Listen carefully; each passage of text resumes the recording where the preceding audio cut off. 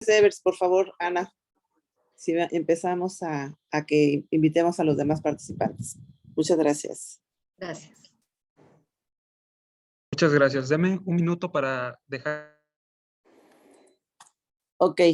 participantes y nos vale. Muchas gracias. Adelante.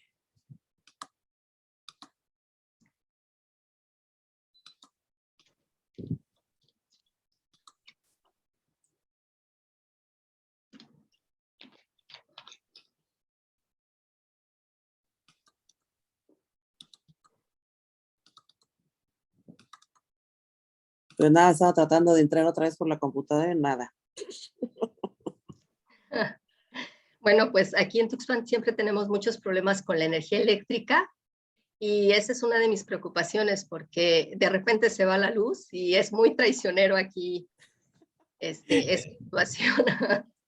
Pues esperemos nos deje concluir hoy no se presente esa circunstancia. Sí, esperemos que sí.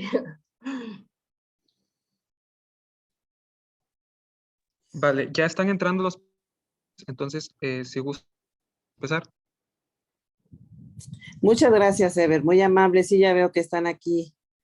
Se escribió muy buen número, Paola, ¿eh? Ah, muy bien. Interesados, muy interesados. Bueno, ya están ingresando. Quisiera un poquito más para que dar lectura a tu currículum. Pero también el tiempo, ¿no? Para respetar quienes ya estaban aquí muy atentos a temprana hora. Ay, Dios mío. Ok. Bueno, muy buenas tardes a todos y a todas. Tengo el gusto de presentar a la jueza Castro Nava María de Jesús Paola. Ella es titular del Juzgado Octavo de Distrito en el estado de Veracruz, que nos hace favor y cosa que le agradezco muchísimo de tener la generosidad de estar con nosotros a pesar de las labores arduas que siempre son en el juzgado. Entonces nos acompaña con un tema muy, muy interesante. Ya lo están viendo ustedes ahí, revictimización y violencia institucional. Voy a dar breve lectura de todo lo que ha hecho porque ha tomado muchos cursos, ha dado en diferentes áreas. Voy a irme a los que has impartido, Paola, y que han sido cursos sobre la interacción del sistema penal acusatorio y el juicio de amparo. En la segunda edición en la asignatura Análisis Dogmático del Código Nacional de Procedimientos Penales en el Instituto de la Judicatura Federal, Extensión Jalisco, curso de competencias jurídicas básicas, método para la resolución de problemas jurídicos, también el curso básico de formación y preparación de secretarios del Poder Judicial de la Federación en el ciclo escolar 2017 en la extensión Puente Grande. Diplomado, también ha dado participación en el Diplomado en Nociones Generales de Derecho 2019, impartiendo el tema Teoría del Derecho y Derechos Humanos en el Instituto de la Judicatura Federal, extensión Puente Grande. También en el Diplomado en Nociones Generales de Derecho, con la asignatura de Derecho Penal en el Instituto de la Judicatura Federal, Aula Tuxpan. También en el curso de básico de preparación para secretarios del Poder Judicial del Estado, del Poder Judicial de la Federación. Otras actividades, ha estado muy atenta a los diferentes encuentros de titulares y en específico en el de buenas prácticas para la interpretación de justicia en el Instituto Federal de la Federación, se ha desempeñado como proyectista técnico, Comisión Estatal de Derechos Humanos en el estado de Guerrero. Y dentro de las actividades que ha desempeñado y cargos que ha desempeñado dentro del Poder Judicial de la Federación, pues vamos a darnos cuenta que tiene una amplia experiencia, pues conoce los diferentes niveles de trabajos, que por ejemplo estuvo de oficial judicial y actuaria judicial en el Juzgado Quinto de Distrito en el estado de Guerrero, también actuaria judicial en el Segundo Tribunal Colegiado del 21º Circuito, oficial judicial en el Juzgado Sexto de Distrito en el estado de Puebla, secretaria en el Cuarto Tribunal Unitario del Segundo Circuito, secretaria del Tercer Tribunal Colegiado en materia administrativa del Sexto Circuito, oficial administrativa en el Juzgado Décimo de Distrito en el estado de Puebla, secretaria en el Cuarto Juzgado de Distrito en materia de procesos penales federales en el Estado de México, secretaria del Juzgado Quinto de Distrito en materia penal en el Estado de Jalisco, así como también en el Juzgado Quinto de Procesos Penales Federales en el Estado de Jalisco, secretaria en el Juzgado Tercero de Distrito de Amparo en materia penal en el Estado de Jalisco, Fue jueza en el Juzgado Primero Distrito de Procesos Penales Federales en el estado de Jalisco y actualmente jueza octavo distrito en el estado de Veracruz. Ocupa el cargo de jueza de distrito a partir de abril de 2016. Crónica que nos hace ver la gran valía de nuestra participante en este día, cosa que agradecemos de nuevo la generosidad, Paola, de compartirnos estos conocimientos. Cuando estés lista. Muchísimas gracias. Bienvenidos todos. Muchas gracias, magistrada Isabel Gallegos. Agradezco muchísimo el honor de poder participar en este taller para juzgar con perspectiva de género, que seguramente nos va a brindar herramientas valiosas a todos los operadores de justicia y también a quienes interactúan con el sistema judicial para poder hacer del respeto a los derechos humanos una realidad. Del tema del que voy a platicar el día de hoy, como usted ya bien lo anunció, se llama revictimización y violencia institucional. Quiero iniciar esta plática con la descripción de 3 casos paradigmáticos. Estos casos son casos en donde el Estado mexicano fue demandado ante la Corte Interamericana, de Derechos Humanos. Por favor, si me pudieran poner la siguiente diapositiva. Bueno, estos casos se refieren a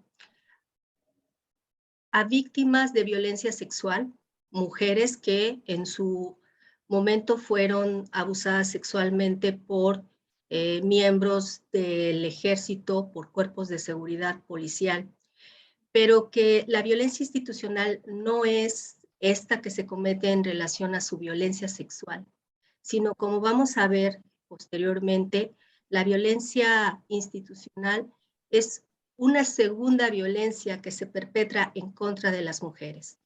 Para poder entender el contexto de la violencia institucional, quiero platicar sobre estos 3 casos que son desafortunadamente una muestra de lo que se vive en ocasiones en nuestro país. El primer caso es el caso de Valentina Rosendo Cantú. Si me pudieran poner la siguiente diapositiva, por favor. Valentina Rosendo Cantú era una niña cuando fue víctima de los hechos que voy a narrar. En el año 2002, en el estado de Guerrero, Valentina pertenecía a una comunidad en la cual la lengua que hablaba era una lengua indígena denominada Mepá. Ella tenía 17 años cuando se encontraba a orillas de un arroyo lavando la ropa. Tenía consigo a su bebé de escasos meses de nacida, cuando súbitamente se acercaron hasta el lugar 8 militares que llevaban consigo a una persona vendada de los ojos y sumamente golpeada. Le mostraron esta persona a Valentina y le preguntaron que si lo conocía. Valentina negó conocerlo, pero además no entendía el contexto de lo que estaba pasando y no entendía lo que los militares le decían porque ella no hablaba el español. Los militares le mostraban una lista de nombres y le preguntaban por los encapuchados, que fue la palabra que ella alcanzó a comprender. Debido a que no entendía qué era lo que estaba pasando, pues Valentina se negaba a decir alguna situación y eso provocó que uno de los militares la golpeara con el arma de fuego en su estómago. Valentina cayera al piso, momento en que otro de los militares se fue contra ella, abusa sexualmente de ella ante la mirada de los demás elementos que se encontraban ahí. Después de este abuso sexual viene otro abuso sexual por parte de otro de los militares, de manera que Valentina es dejada en ese momento. Los militares se retiran después de haber perpetrado este hecho y ella, como puede, se incorpora, toma a su bebé, se dirige hacia su comunidad, en donde llega con su esposo y le platica lo sucedido. A raíz de esta situación que ella vive, ella permanece en cama sintiéndose mal, con fiebres. Pasan alrededor de 2 días y eso, sin que ella mejore, provoca que tome la decisión de ir a buscar un médico. Debemos señalar que la comunidad en la que vivía Valentina era una comunidad que estaba alejada de las ciudades y que el centro de salud más cercano estaba a varias horas caminando. Así que emprenden el camino Valentina, su bebé y su esposo, llegan al centro de salud y en el centro de salud no la atendieron bajo el pretexto de que ya era tarde. La citaron al día siguiente, tuvo que pernoctar en ese lugar afuera, la intemperie, y al día siguiente, cuando pensó que iba a ser atendida, lo único que pasó es que le dieron unos analgésicos. Valentina, en busca de esta necesidad de justicia y de atención, se traslada ahora a una ciudad más lejana, que es una ciudad llamada Ayutla de los Libres, en donde acude con un ministerio público acompañada de su esposo, y ante el ministerio público ella quiere presentar una denuncia. Sin embargo, la primera reacción de parte del ministerio público es no recibirla porque ya también era tarde, no quiere recibir su denuncia, de manera que la hacen que tenga que esperar. Cuando por fin le van a recabar su declaración, lo que sucede es que Valentina no es provista por un traductor. Recordemos que ella no hablaba el español. El Ministerio Público, lejos de facilitar la posibilidad de que Valentina pudiera comunicar lo que le había pasado, deja a cargo del propio esposo de Valentina que sea la persona que describa lo que Valentina va diciendo. En consecuencia, aquí tenemos que en esta primera interacción de una mujer con el sistema de procuración de justicia, no solamente no es atendida con un perito en su idioma, tampoco se le provee de un psicólogo que pueda contenerla en esta afectación que ella está sufriendo. Las declaraciones que rinde Valentina las hace en un lugar público en donde pueden escuchar las demás personas lo que a ella le sucedió, con lo cual pues se viola también su intimidad y toda esta concepción acerca de lo que debería de ser lo privado, lo que a ella le está afectando y que solamente quería darle noticia al Ministerio Público. También en esta indebida actuación del Ministerio Público, se ordena que se le realice un examen ginecológico y no hay un médico legista en la agencia del Ministerio Público. Es decir, no hay un especialista que pueda certificar la condición médica y la afectación que sufrió Valentina. Entonces, lo que sucede a continuación es que la refieren a un hospital, al hospital de Ayutla de los Libres, en donde al llegar a este hospital no es atendida por un médico elegido por Valentina, del sexo que ella pudiera elegir para sentirse con mayor confianza para platicar lo que sucedió, sino que se le asigna el que está en ese momento, que es un doctor en ginecología, pero que no tiene la capacitación para documentar lesiones, ni para documentar toda esta condición médica de una víctima de un delito sexual. En consecuencia, no se toman muestras de la cavidad vaginal, Tampoco se realiza ningún tipo de investigación para obtener evidencia física, como pudo haber sido que el Ministerio Público le requiriera o le pidiera que llevara la ropa que tenía puesta cuando sucedieron los hechos. Tampoco se realizó una inspección en el lugar en donde sucedió el ataque sexual. Y a continuación lo que pasó después de que Valentina presentó su denuncia fue una serie de hostilidad hacia ella y su comunidad. Los militares, al saber que se había presentado una denuncia en su contra, acudieron a la comunidad de Valentina para intimidar a las personas con la pretensión de que ella se desistiera de su denuncia, lo que provocó que la comunidad rechazara y expulsara a Valentina de su lugar. Pasaron muchos años y Valentina siguió tocando puertas, siendo apoyada por algunas organizaciones de las comunidades indígenas para lograr que su caso avanzara.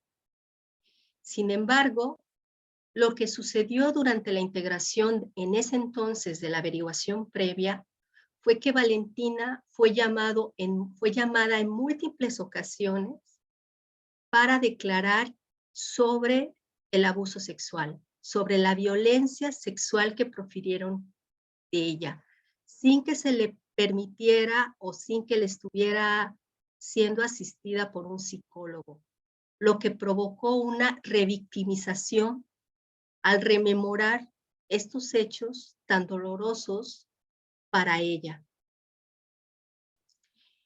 Esta averiguación previa quedó archivada alrededor de 3 años y tuvo que ser a través de la intervención de la Corte Interamericana de Derechos Humanos, en la que señaló como responsable al Estado mexicano de la violación a los derechos humanos de Valentina, el que generara un impulso en la investigación.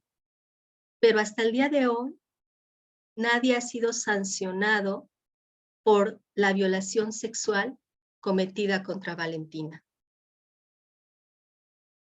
El siguiente caso paradigmático de mucha similitud al de Valentina es el caso de Inés Fernández Ortega. Gracias. La siguiente diapositiva, por favor. Inés Fernández Ortega también es una indígena, pertenecía a una comunidad en Barranca de Tecuani, Guerrero. También es en el año de 2002, el mismo año en que ocurre el caso de Valentina, donde había una presencia militar importante en toda la sierra del estado de Guerrero con la finalidad de combatir el narcotráfico. Lo que sucede con Inés es algo muy similar. Ella se encuentra en su casa con sus 4 hijos cuando súbitamente entran a su casa 3 militares.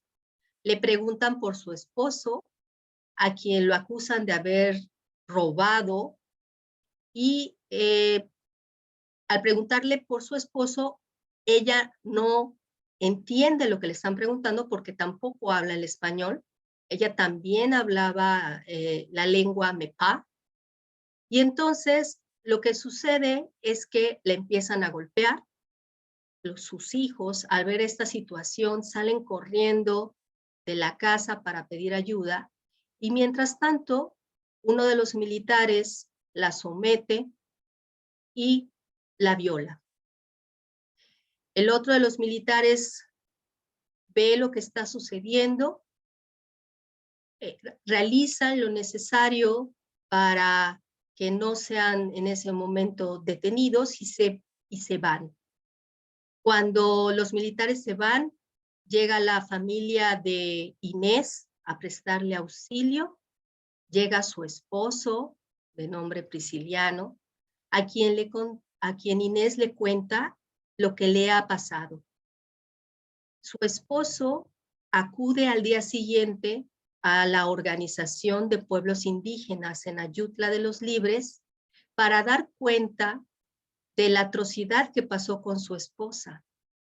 Y en esta plática deciden darle intervención a un visitador de la Comisión de Derechos Humanos del Estado de Guerrero, quien interviene para que lleven un médico hasta donde se encuentra Inés, pero desafortunadamente el médico no hace nada por ella, solamente le proporciona unos analgésicos.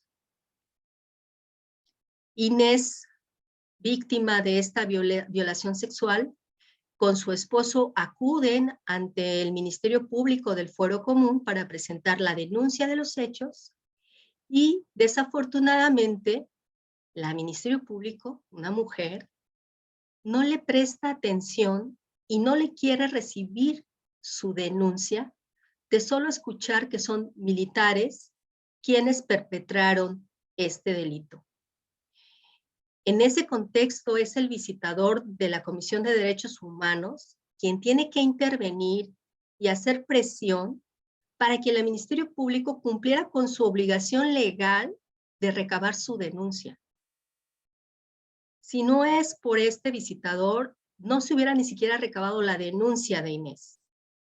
Pero nuevamente tenemos un contexto en el cual la víctima no se le atiende debidamente, porque no se le provee de un traductor. No hay quien pueda asistir a Inés en la comunicación de los hechos que le ocurrieron. Inés tiene que apoyarse en una vecina que también la acompañaba, que hablaba el español, para poderle decir al Ministerio Público lo que le sucedió.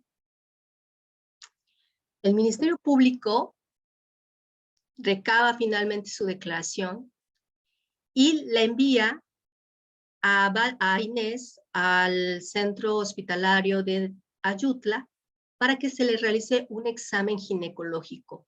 Nuevamente, no tenemos un médico legista que pudiera documentar las lesiones y todo lo que estaba mostrando en ese momento Inés como huellas del delito. Inés va al hospital y desafortunadamente en el hospital, a pesar de que se le toma alguna muestra de la cavidad vaginal, esas muestras no son examinadas en laboratorio. Bajo la información del director del hospital de que no tenía los reactivos para practicar los exámenes correspondientes. La inspección en el lugar de los hechos se realiza muchos días después. Y esas muestras que en su oportunidad se tomaron días después de haber rendido su declaración, son examinadas por una perito química 3 meses después, quien determina que sí es posible la localización de líquido espermático en esas muestras.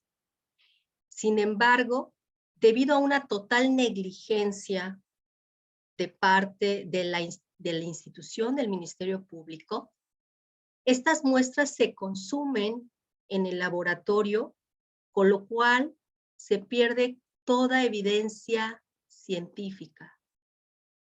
No se alcanza a realizar una prueba en materia de ADN, no se recaba la ropa de Inés del día de los hechos y no se realiza ningún otro tipo de pruebas para recolectar información que pudiera dar cuenta de la identidad de las personas que perpetraron el delito.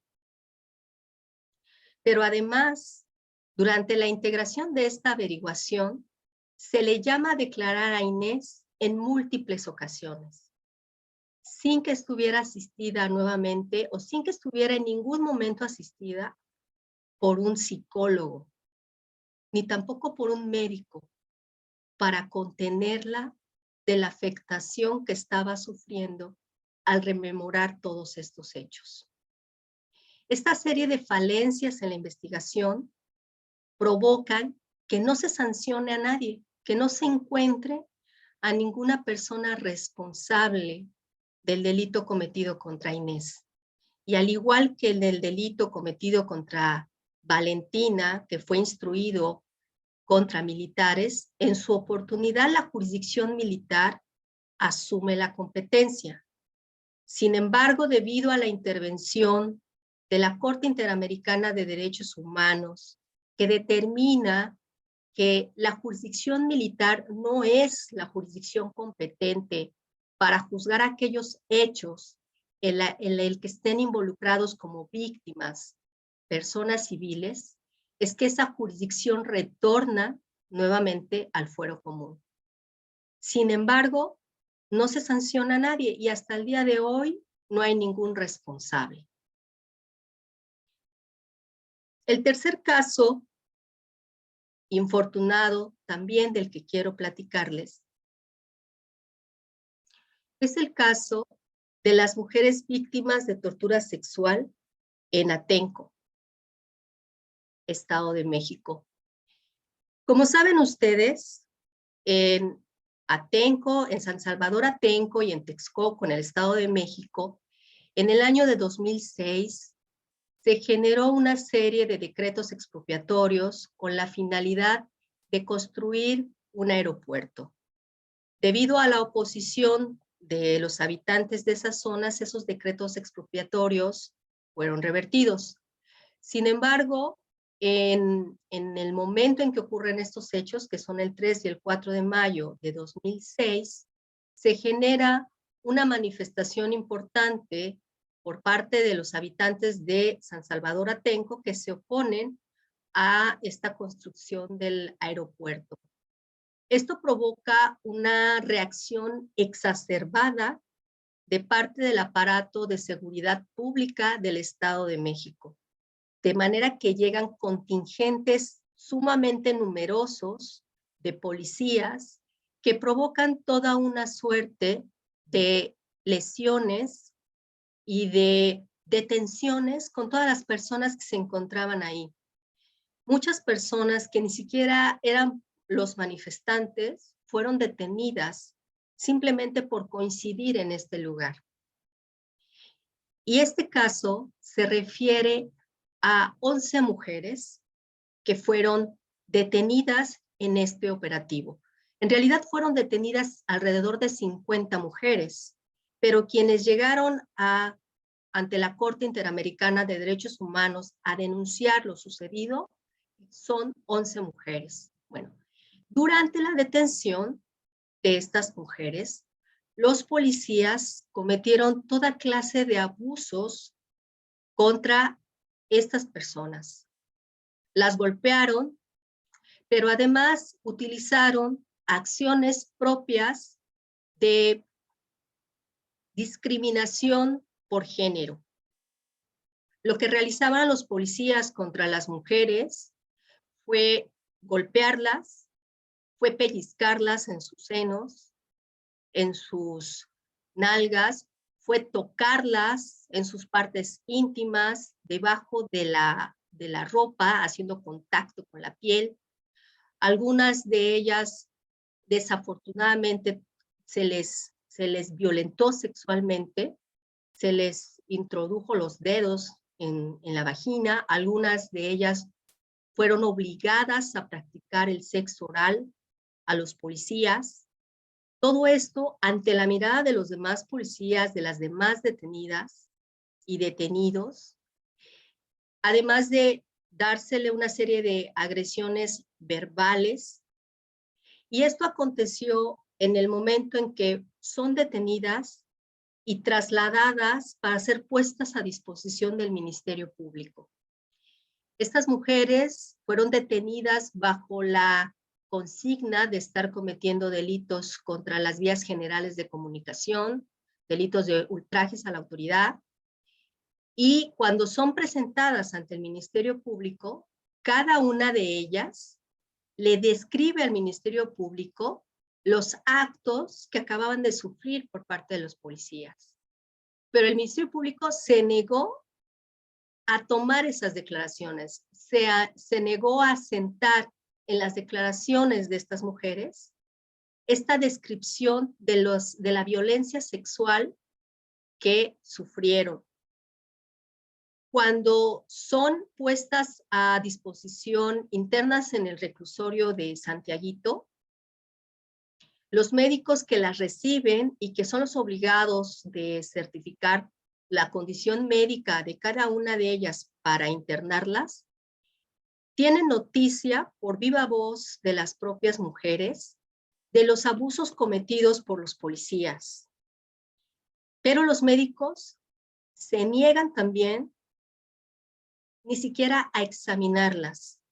Y en los certificados médicos que emiten, no documentan las lesiones y no documentan lo que las propias mujeres estaban denunciando que había sucedido con ellas. Pero este contexto de omisiones en la investigación de estos actos de violencia sexual cometida contra estas mujeres no termina con esta actuación de los policías, no termina con las omisiones cometidas por el Ministerio Público ni por los peritos médicos, sino que son las propias autoridades del gobierno del Estado de México quienes emiten pronunciamientos para desacreditar y descalificar las manifestaciones que estaban realizando estas mujeres. Se les tacha de revoltosas, de busconas, de radicales, e incluso mencionan que estas manifestaciones donde ellas alegan ser víctimas de violencia sexual, se trata de tácticas utilizadas por los grupos opositores para desprestigiar al gobierno. Con lo cual se lanza un mensaje muy claro desde la autoridad del gobierno hacia las demás autoridades que forman el sistema de procuración de justicia y de administración de justicia. ¿Cuál? Pues desacreditar y estereotipar a las mujeres como mentirosas, con la finalidad de no investigar lo que estaba sucediendo con ellas.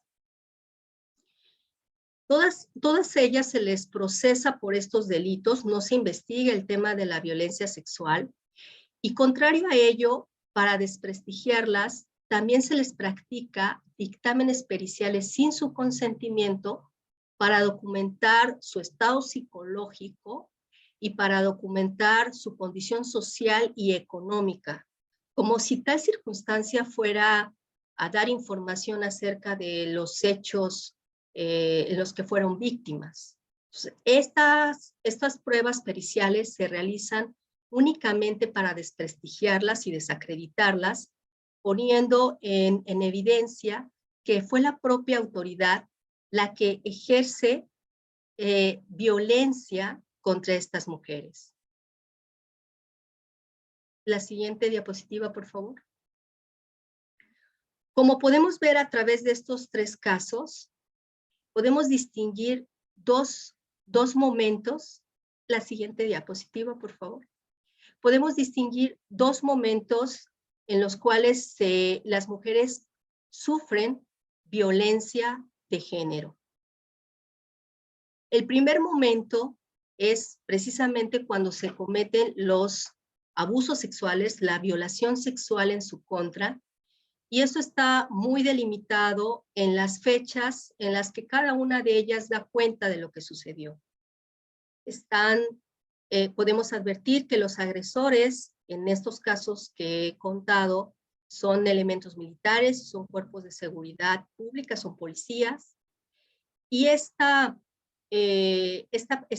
delitos de violencia sexual sería lo que podríamos considerar que genera una victimización primaria en las mujeres, una victimización producto del delito. Pero la actuación que se produce en las instituciones de procuración de justicia y de administración de justicia genera una victimización secundaria. En algunas ocasiones, el Estado, a través de los servidores públicos, que son los que deberían estar encargados de tutelar a las personas, de tutelar en sus derechos a las víctimas, lejos de actuar con una perspectiva de género, se convierten en los segundos agresores, pues no cuidan la vulnerabilidad de las víctimas ni ofrecen los recaudos necesarios para poder garantizar el éxito en la investigación. En estas condiciones, cuando el Estado, a través de sus órganos de justicia, omite realizar en una forma diligente todas las investigaciones, omite cuidar y tutelar el aspecto psicológico de las personas que intervienen en los procesos y sobre todo de las víctimas en atención a su vulnerabilidad, cuando no les ofrece la asistencia médica y psicológica durante su interacción con el sistema de justicia, cuando no les proporciona una asesoría adecuada y les practica diversidad de entrevistas para que cuenten y vuelvan a contar lo que les ha sucedido, cuando las obliga a participar en reconstrucciones de hechos y les provoca que revivan las situaciones sumamente traumatizantes que denunciaron, tenemos un contexto en el cual el Estado se convierte en agresor. Un contexto en el cual el Estado, a través de los funcionarios, de sus funcionarios, generan dolor, sufrimiento, afectación psicológica a las mujeres, a las víctimas que acuden precisamente en busca de justicia. Siguiente diapositiva, por favor.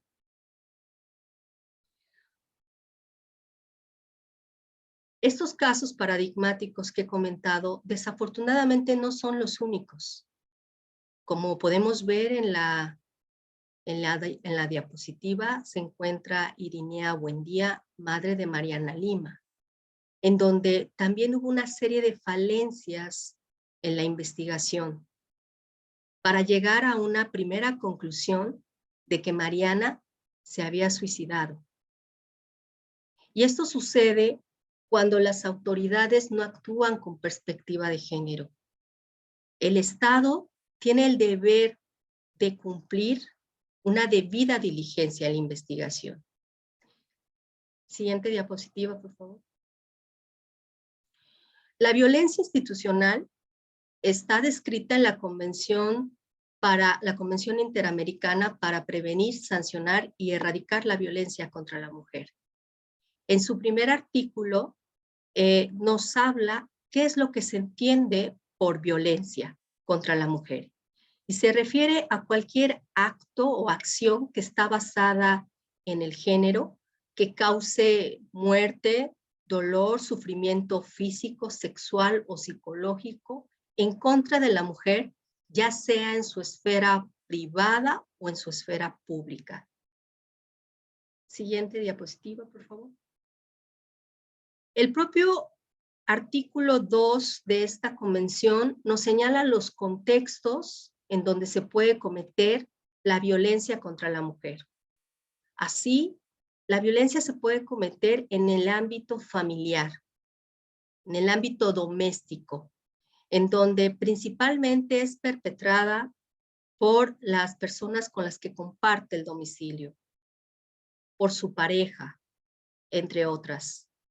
Pero también existe otro espacio donde puede cometerse la violencia contra la mujer y es el espacio en la comunidad, en donde las mujeres pueden ser víctimas de diversos delitos que atienden a su género, como la violación, como la tortura, como la trata de personas, como la prostitución forzada, como el acoso y el hostigamiento laboral.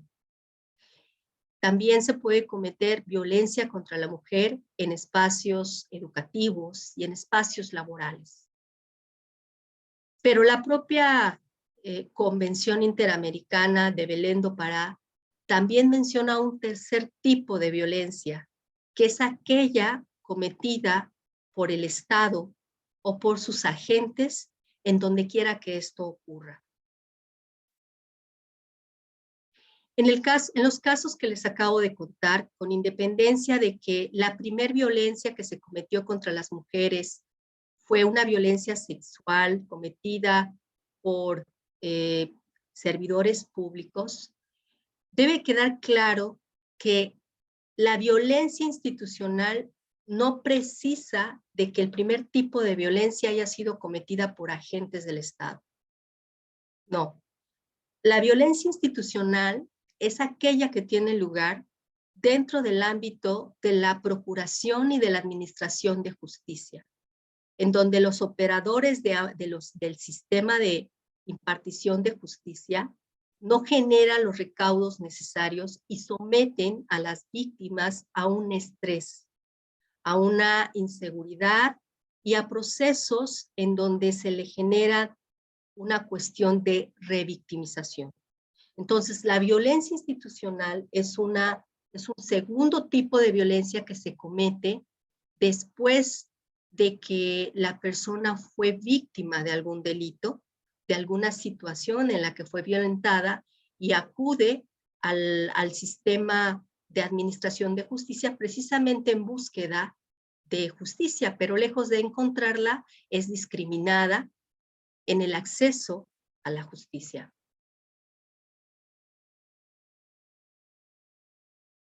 La revictimización, entonces, la podemos encontrar cuando a una persona, a una mujer, se le genera una serie de consecuencias psicológicas, sociales, jurídicas y económicas de carácter negativo que derivan de su experiencia en el contacto con el sistema de procuración de justicia.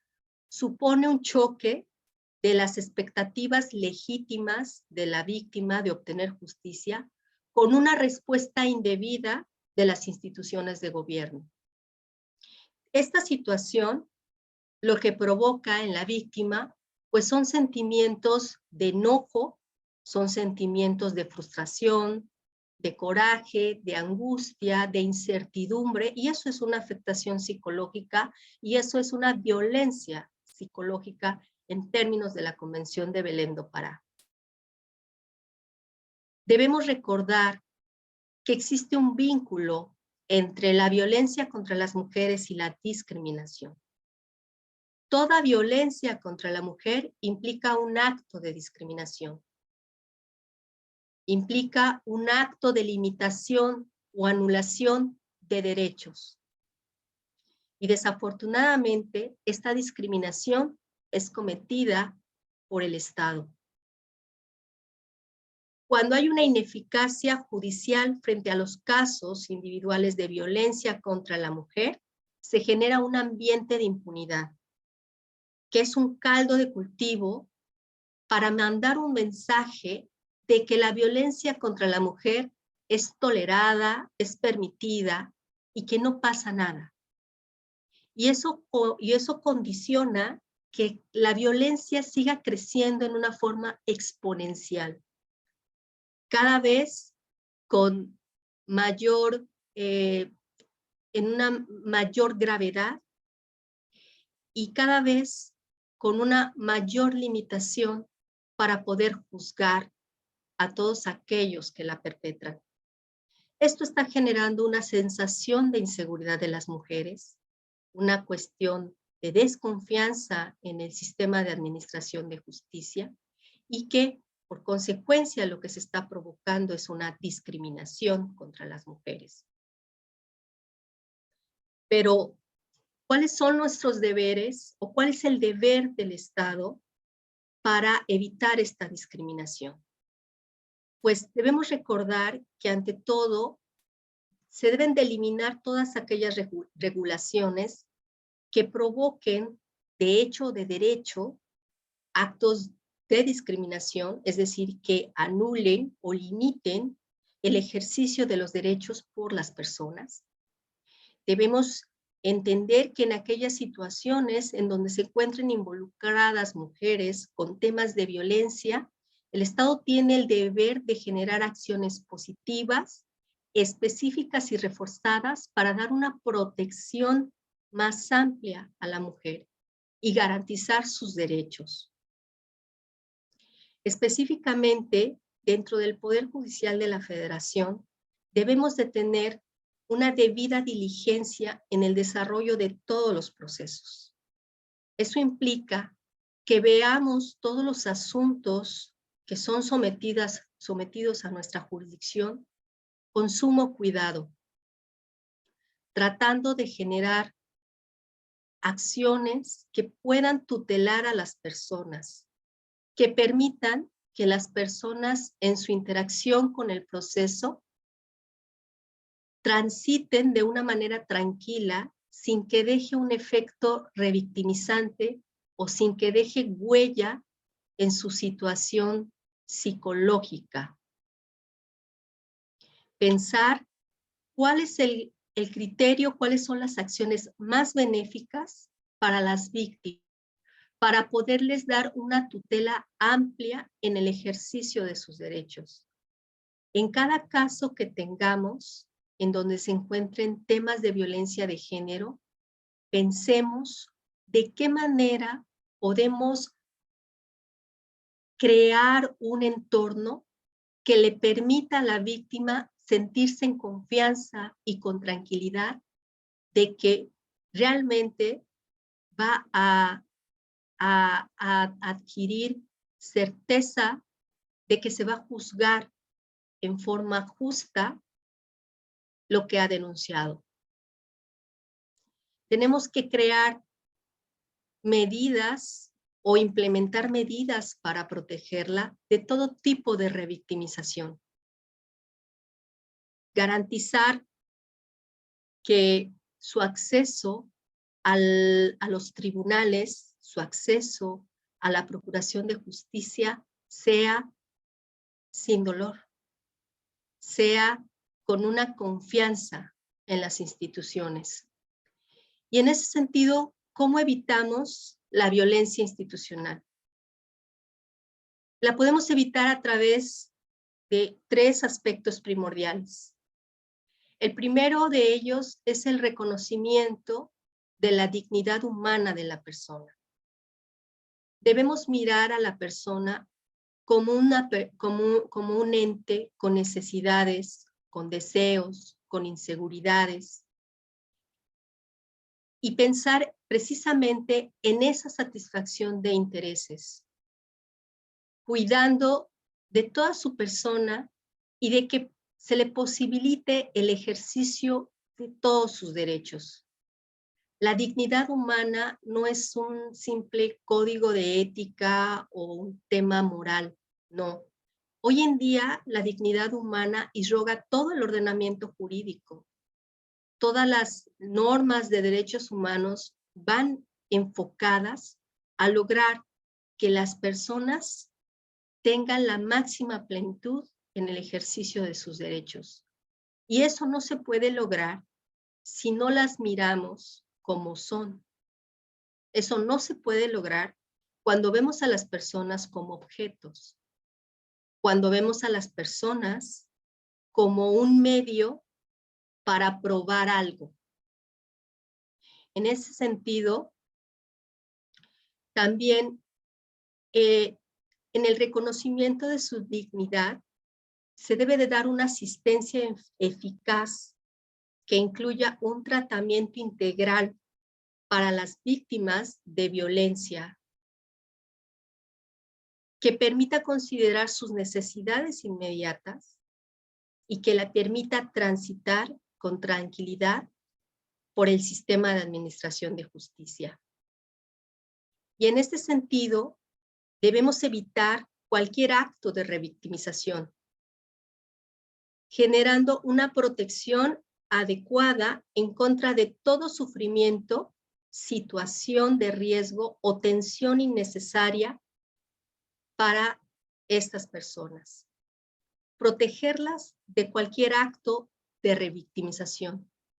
Y finalmente, considerar que hay un deber de protección para las personas, para las mujeres que han sufrido de violencia, en el sentido de que su participación en el proceso no se limita a ser un objeto de prueba, sino se trata de una persona a la cual se le debe de administrar justicia y ayudarla a que pueda salir adelante de este evento delictivo que sufrió, sin ser nuevamente víctima del aparato de justicia.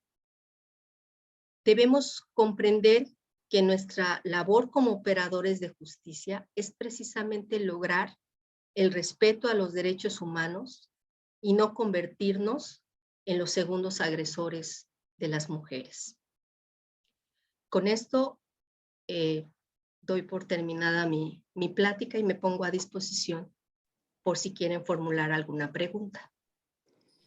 Muy amable, jueza Paola. Qué interesante, me encantó la forma en la que aterrizaste todas estas circunstancias. No te quedaste en la sola descripción y estudio de los casos, sino nos has dado una cátedra sobre cómo podemos evitar esta revictimización y lograr generar empatía en nuestros compromisos laborales hacia las personas víctimas de violencia, en este caso de género contra las mujeres.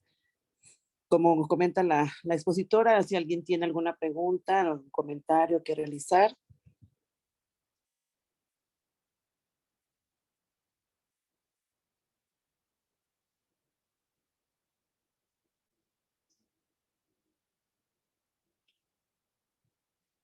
Pues hay muchas felicitaciones, Paola, para tu exposición tan clara y contundente. Muchas Quisiera gracias. hacerle alguna pregunta a la juez, por favor, si se me permite. Claro que magistrado. sí. Adelante, magistrado, con mucho gusto. Mi felicitación en primer lugar a la juez de distrito por su clara exposición. A mí en lo particular me hace recordar lo que alguna vez dijo Eduardo Galeano en torno a que la impunidad premia al delito, induce a su repetición, induce a su repetición y le hace propaganda, estimula al delincuente y contagia su ejemplo. Pero cuando el delincuente es el Estado que viola, roba, tortura y mata sin rendir cuentas a nadie, como son los casos que usted, juez de distrito, nos hace el favor de exponer, entonces está emitiendo desde arriba una luz verde que autoriza a la sociedad entera a violar, a robar, a torturar y a matar. Y esto es lo grave, que no nada más el Estado, este genízaro que tenemos actualmente, porque no se puede hablar con esta violencia que está sufriendo la sociedad, de otra forma calificarla. Mi pregunta es, juez, ¿qué es lo que concretamente ha hecho el Poder Judicial de la Federación? ¿Qué instituciones, qué medidas, qué protocolos se han dictado para que verdaderamente se aterrice en el hecho de verdaderamente proteger y se sigan evitando y sigamos siendo la vergüenza en América Latina ante la Corte Interamericana? ¿Qué ha hecho el Poder Judicial para evitar esta revictimización, señora juez? Muchas gracias. Gracias, señor magistrado, por sus palabras y las suscribo todas ellas. Sobre todo esta preocupación en donde como Estado, como integrantes de la Administración de Justicia, tenemos que tener una plena conciencia de que nuestra labor para los justiciables tiene que ser caracterizada por un servicio para ellos. No es una, nuestra actuación debe de estar provista de una debida diligencia, siempre, viendo a las personas no como un expediente, no como un número, sino entendiendo la problemática que están viviendo. Y en ese sentido, en el Poder Judicial de la Federación se han estado implementando cursos de capacitación en temas de perspectiva de género, se han generado los protocolos de actuación para juzgar con perspectiva de género para determinados grupos vulnerables, para mujeres, para niños y adolescentes, para trabajadores, en fin. Toda esta información en la cual nosotros podemos encontrar líneas de acción, protocolos a seguir, sin lugar a duda nos va a brindar las mejores herramientas para poder juzgar con justicia. Y la obligación de todos los que integramos el Poder Judicial es capacitarnos, conocer. En algunas ocasiones, desafortunadamente, la violencia institucional se genera por ignorancia. A veces no tenemos conciencia, porque nadie nos ha dicho, que eso que estamos realizando, esa prueba que estamos ordenando, sin generar los controles adecuados o la asistencia de psicólogos o la manera en la que vamos a instrumentar determinados medios de prueba, se realiza sin perspectiva de género, sin atender a la víctima, y entonces en esta ignorancia generamos una violencia contra las partes. Por eso es necesario que la capacitación continúe, por eso es necesario que leamos y conozcamos los diferentes casos que se han suscitado ante la Corte Interamericana de Derechos Humanos, en donde el Estado mexicano ha sido sancionado, pero también los propios casos que se están ventilando en nuestra circunscripción territorial, porque eso nos dota de información, de precedentes, para poder actuar en una manera diligente y sobre todo, pues asumir un compromiso pleno con la ciudadanía de vocación al servicio. Muchas gracias, licenciada. La felicito nuevamente por su exposición. Gracias. ¿Alguien más que quisiera hacer? Ya que tuvimos la participación del magistrado don Adrián Avendaño y la excelente respuesta de la señora jueza. ¿Alguien más que esté por ahí que tenga otra inquietud para comentarla?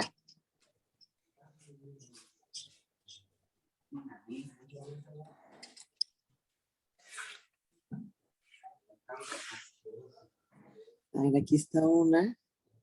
¿En qué forma el Estado mexicano ha reparado los daños a la señora Cantú?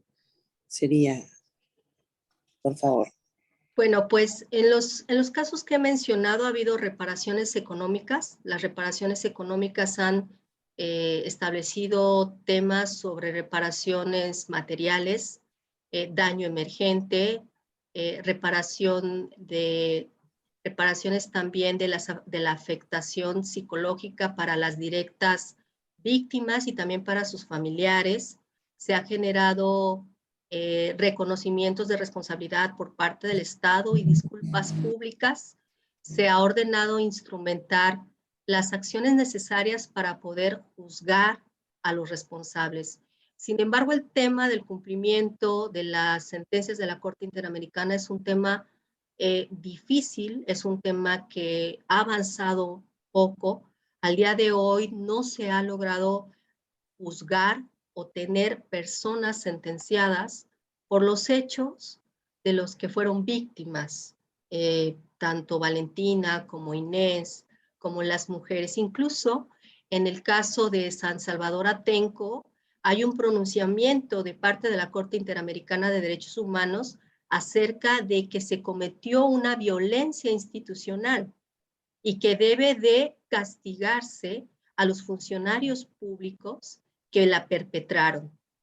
Entonces, estos temas de cumplimiento son dificultosos, pero entre más tiempo pasa, más difícil se vuelve lograr sentencias condenatorias, que finalmente es lo que buscan todas estas personas. Ese resarcimiento de la búsqueda y la declaratoria de la verdad de lo que ocurrió. Muy amable, José. Muchas gracias, Paola. Si alguien tuviera algún otro comentario. Aparte, insisto en las numerosas felicitaciones, que el público está muy contento y muy satisfecho con la exposición, Paola. Bueno, ahorita creo que no veo algo más. Si el equipo por ahí advierte. Aquí dice, señora jueza, disculpe, ¿considera suficiente los cursos que se llevan a cabo dentro de nuestra institución para concientizar a los juzgadores para juzgar a manera de no realizar este tipo de actos, cómo revictimizar a las personas? Esa sería una de las preguntas, Paula. Gracias. Bueno, los cursos están a disposición de todos y sin lugar a dudas, la cantidad de cursos hay muy buena cantidad y muy buena calidad de cursos. El tema es tomarlos. Hay mucha oferta, pero en ocasiones los servidores públicos nos escudamos en una carga de trabajo importante que vamos en ocasiones dejando para posterior tiempo la capacitación. Y hay que entender que es imprescindible.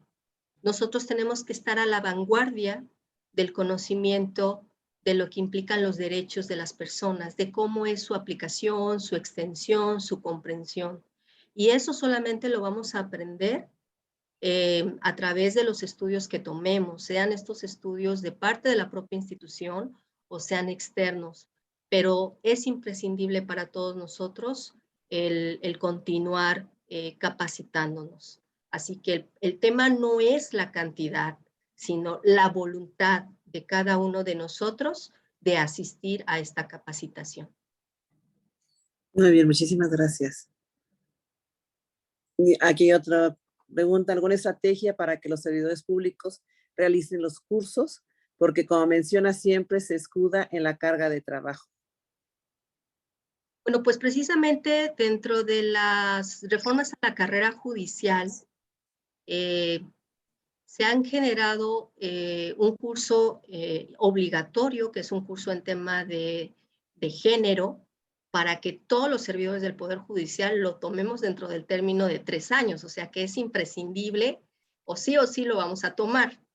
Pero además de eso, también, también tenemos que a través de las propias evaluaciones que se van a generar para cada uno de nosotros con las visitas y las visitas que se realizan en nuestros órganos jurisdiccionales, pues también se van a evaluar estos procesos de capacitación personal.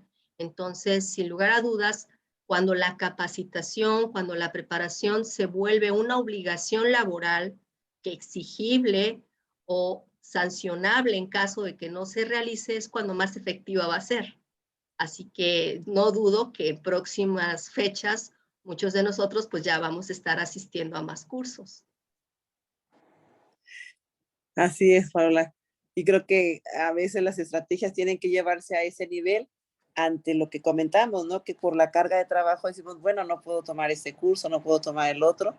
En ocasiones sí, casi será imposible hacerlo, pero en muchas el esfuerzo que tendremos como responsabilidad de la función que llevamos a cabo, hay que hacerlo, ¿no? Y además me parece algo que mencionaste que es todos los servidores, porque el primer contacto en muchas ocasiones de los justiciables no son ni los secretarios o secretarias ni los titulares, son el personal operativo, son oficiales, que muchos son abogados y que es el primer contacto que tienen las personas. Como dijiste tú, sin un sufrimiento, en el caso de las víctimas es muy palpable esa circunstancia, ¿no? Con esas falta de medidas para evitar esas circunstancias, ese sufrimiento. Pero todas las personas que llegan a nuestros órganos llegan con una preocupación y en ocasiones muy grave, tratándose de materia penal, no nada más llegan las propias víctimas, llegan a veces los familiares, ¿no? También de ellas. Y en tratándose en otras áreas, pues las personas que llegan con nosotros nunca van a llegar por gusto en primer lugar. Y segundo, siempre van a llegar estresados, cansados, pues muy preocupados, ¿no? Entonces, desde ahí hacer extensiva esa responsabilidad que tenemos de dar un buen servicio, donde la dignidad humana sea la regla que nos rige, no ponernos en el lugar de la otra persona y no contar como que, a ver, el expediente número tal es por el que viene, no, es otra persona, otro ser humano que está solicitando nuestro servicio. Y si le damos un buen servicio, respetando su dignidad, sus tiempos, pues eso hará un poco más ligero el proceso, ¿no? todo lo que esté llevando de circunstancias ante nosotros, lo hará tal vez un poco más ligero.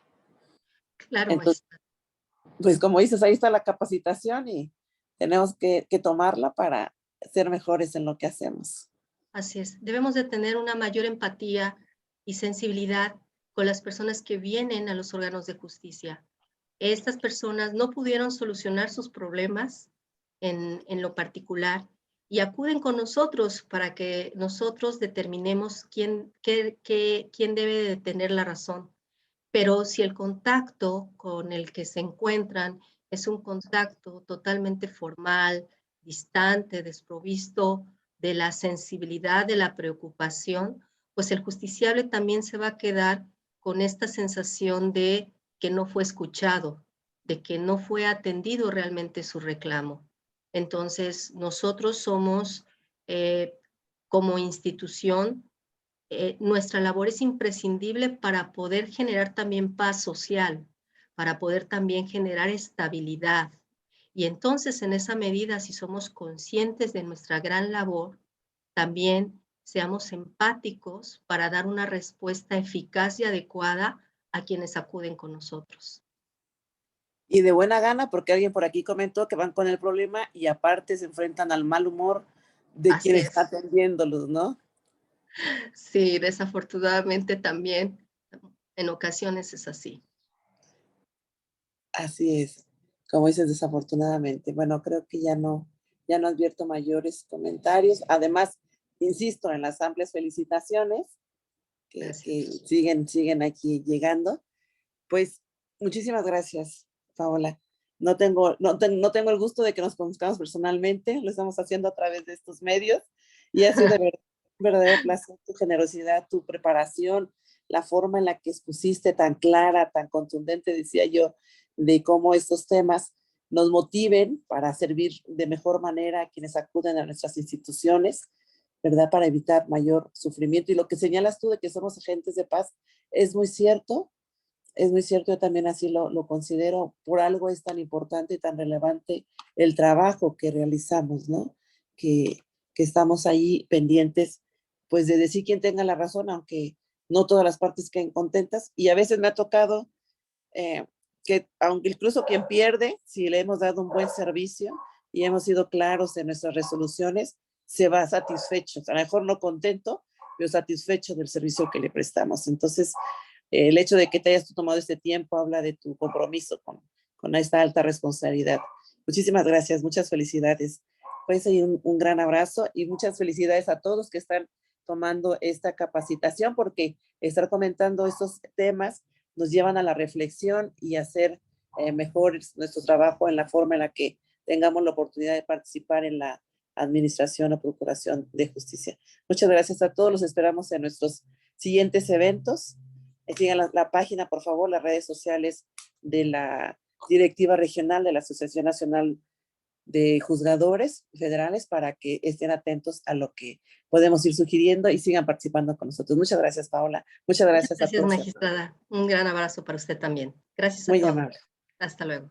Hasta luego.